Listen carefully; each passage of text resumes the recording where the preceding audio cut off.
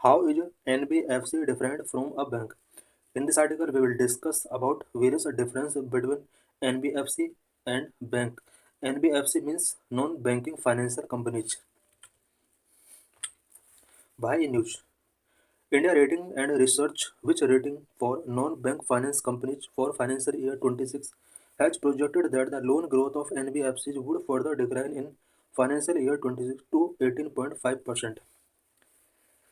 India rating and research जो कि NBFCs के लिए रेटिंग रिलीज करता है फाइनेंशियल ईयर 2026 के लिए इसने प्रोजेक्ट किया है कि एनबीएफसीज का लोन ग्रोथ डिक्लाइन होगा और इसने प्रोजेक्ट किया है कि 18.5% तक ये ग्रोथ डिक्लाइन हो सकता है।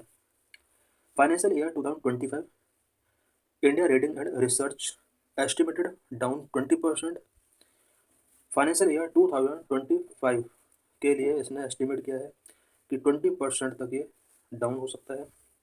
इट मीन्स फाइनेंशियल ईयर 26 आने वाला जो फाइनेंशियल ईयर होगा उसमें 18.5% तक का यहाँ पर डिक्लाइन हो सकता है। About non banking financial company, NBFC is a company which registered under Companies Act 1956, do the business of loans and advances, the acquisition of shares, stocks, bonds, debentures, securities issued by the government or local authority or other marketable securities।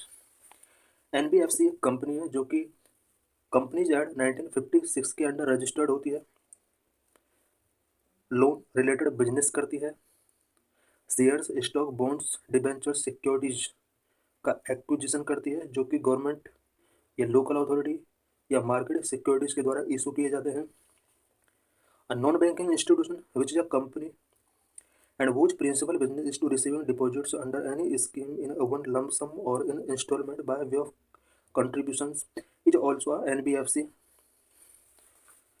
कोई भी non banking institutions जो कि एक company और जिसका principal business किसी specific scheme के under deposit receive करना है और रेसिडोरी नॉन बैंकिंग कंपनीज को भी इसमें इंक्लूड किया जाता है। लिमिटेशंस ऑफ NBFC, NBFC की कुछ लिमिटेशंस होती हैं। Not allowed to take traditional demand deposit from the public, NBFC public से ट्रेडिशनल डिमांड डिपॉजिट इनके लिए अलाउड नहीं है। इट मीन्स पब्लिक से ये डिमांड डिपॉजिट्स नहीं कर सकते। Can only accept time deposits, ये केवल टाइम डिपॉजिट ही एक्सेप्ट कर सकते हैं, ट्रेडिशनल डिमांड डिपॉजिट एक्सेप्ट नहीं कर सकते। डू नॉट प्रोवाइड सेविंग्स और करंट अकाउंट फैसिलिटीज, सेविंग्स और करंट अकाउंट फैसिलिटीज प्रोवाइड करना इन्हें अलाउड नहीं है। Can not accept deposits for a period less than 12 months and more than 19 months 60 months. Less than 12 months और more than 60 months का deposits ये accept नहीं कर सकते। 12 मंथ्स मीन्स 1 ईयर से लेस एंड 5 ईयर से मोर डिपॉजिट्स एक्सेप्ट करना इन्हें अलाउड नहीं है। वो भी टाइम डिपॉजिट्स ये एक्सेप्ट कर सकते हैं, डिमांड डिपॉजिट एक्सेप्ट नहीं कर सकते। It means 1 year to 5 year के बीच का टाइम डिपॉजिट्स NBFC एक्सेप्ट कर सकते हैं। Cannot offer interest rate higher than the ceiling rate decided by RBI from time to time, RBI के द्वारा time to time interest rate decide किए जाते हैं। डिसाइड किए गए इंटरेस्ट रेट से हायर इंटरेस्ट रेट ये ऑफर नहीं कर सकते। The present ceiling 12.5% per annum, present RBI का जो इंटरेस्ट रेट सीलिंग है वो 12.5% पर एनम है। NBFC do not form part of the payment and settlement system and can not issue check drawn on itself.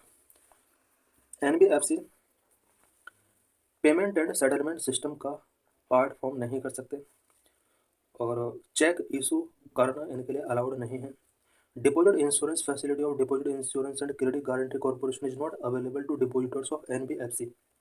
NBFC के depositors को deposit insurance and credit guarantee corporation की facility available नहीं है, जबकि bank में ये facility available होती है। Unlike banks, NBFCs are not subject to stringent and substantial regulations. Bank से different NBFCs stringent substantial regulations का सब्जेक्ट नहीं है। इट मीन्स इन्हें stringent and substantial regulations follow करने की कोई जरूरत नहीं होती, जबकि बैंक्स को सारे रेगुलेशंस फॉलो करने होते हैं। NBFC lend and make investment. Some activity of NBFC taken to of banks. However, there are a few differences as given below. NBFC investment land कर सकते हैं, मेक कर सकते हैं। कुछ एक्टिविटी NBFC की बैंक के ही सिमिलर हैं, बट यहाँ पर कुछ डिफरेंस हमने इससे पहले पेजेस पर यहाँ पर डिस्कस कर लिए हैं। रेगुलेशन ऑफ NBFC रेगुलेशन कैसे किया जाता है? The functions of NBFC are managed by the ministry of corporate affair and RBI। NBFC के जो फंक्शंस होते हैं वो ministry of corporate affairs and RBI के द्वारा मैनेज किए जाते हैं। RBI has the authority to issue license to NBFCs, regulate their operations and ensure that they obey the established norm and regulations. NBFCs को license issue करने की authority RBI के पास है। इसके ऑपरेशंस को रेगुलेट RBI करता है और RBI ये इंश्योर करता है कि NBFCs इस्टेब्लिश किए गए ऑल नॉर्म्स एंड रेगुलेशन को ओबे करें।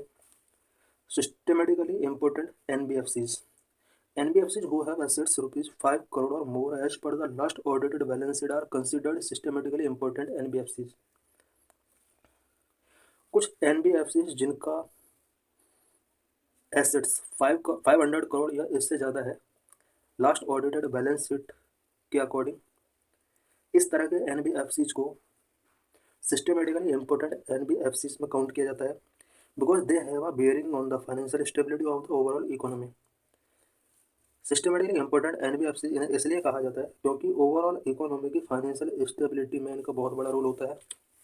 एग्जाम्पल्स ऑफ NBFC के वेरियस एग्जाम्पल्स हो सकते हैं such as investment bank, mortgage lenders, money market fund, insurance companies, equipment leasing companies, infrastructure finance companies, hedge funds, private equity funds, P2P lenders,